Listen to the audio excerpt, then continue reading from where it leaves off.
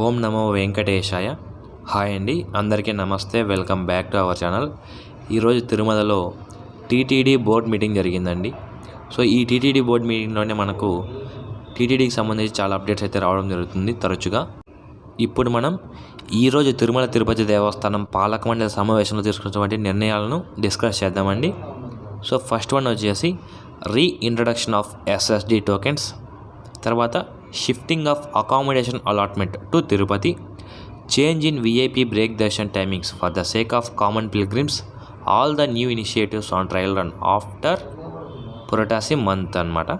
ఇప్పుడు మనం ఒక్కొక్క అప్డేట్ గురించి డీటెయిల్గా మాట్లాడుకుందామండి. సో మొదటి వచ్చేసి సర్వదర్శనం టోకెన్స్ అన్నమాట.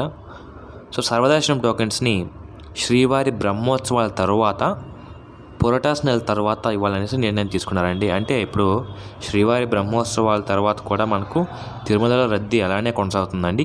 ఎందుకంటే తమిళనాడు భక్తులకు చాలా ఇష్టమైనటువంటి పురటాసి నెల ఇంకా కొన్ని రోజులు జరుగుతుంది. కాబట్టి ఈ పురటాసి నెల ఎప్పుడైతే అయిపోతుందో ఆ తర్వాత నుండి ఈ సర్వదర్శనం టోకెన్స్ ఇవ్వాలనేసి నిర్ణయం తీసుకున్నారండి. రోజుకు 20,000 నుండి 25,000 వరకు టికెట్లు ఇస్తారండి.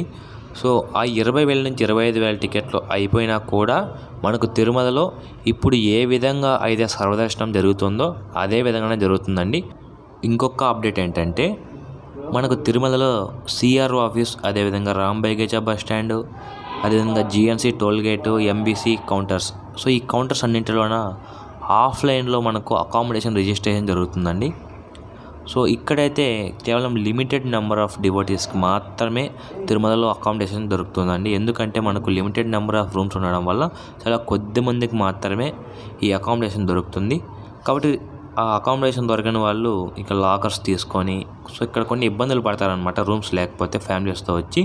సో ఈ ఇబ్బందిని దృష్టిలో పెట్టుకొని టీటీడీ బోర్డ్ మీటింగ్లో మనకు ఈ అకామిడేషన్ కౌంటర్స్ ఏవైతే ఉన్నాయో సో వాటిని తిరుపతికి మార్చాలనేసి నిర్ణయం తీసుకున్నారండి.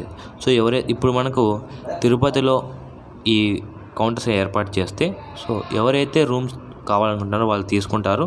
సో దొరకని వాళ్ళు ఎవరైతే ఉన్నారో వాళ్ళు తిరుపతిలోనే రూమ్స్ తీసుకొని తరువాత అక్కడే స్టే చేస్తారనమాట. కాబట్టి ఈ నిర్ణయం మనకు చాలా గుడ్ న్యూస్. సో తర్వాత వచ్చేసి ఎస్జిఎస్ ఆర్ట్స్ కాలేజ్కి 6,37,00,000 శాంక్షన్ చేశారని డెవలప్మెంట్ యాక్టివిటీస్ కోసం. తర్వాత తిరుమలలో ఉన్న ప్రతి రూమ్లోనూ అంటే గీజర్స్ ఏర్పాటు చేస్తున్నారనమాట. సో 50 రూపీస్ రూమ్ కావచ్చు, 100 రూపీస్ రూమ్ కావచ్చు. సో ఏ రూమ్ అయినా సరే ప్రతి రూమ్లోన హాట్ వాటర్ ఫెసిలిటీ ఉండాలనేసి ప్రతి రూమ్కి ఒక గీజర్ ఏర్పాటు చేయాలని నిర్ణయం తీసుకున్నారు.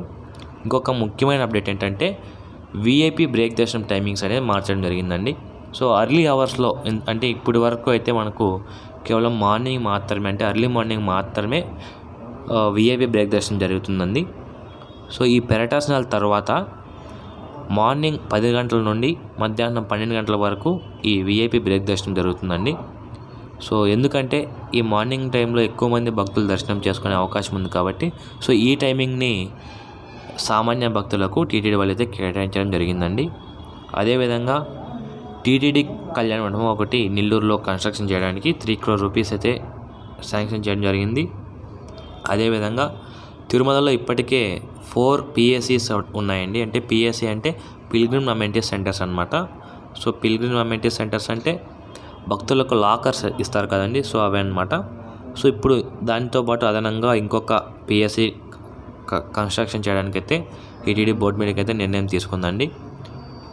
సో అది ఎక్కడంటే తిరుమలలో గోవర్ధన్ సత్రాల బ్యాక్ సైడ్ ఈ 5th పిఎస్సీ కన్స్ట్రక్షన్ చేయడానికి టీటీడీ వాళ్ళు అప్రూవల్ చేయడం జరిగింది.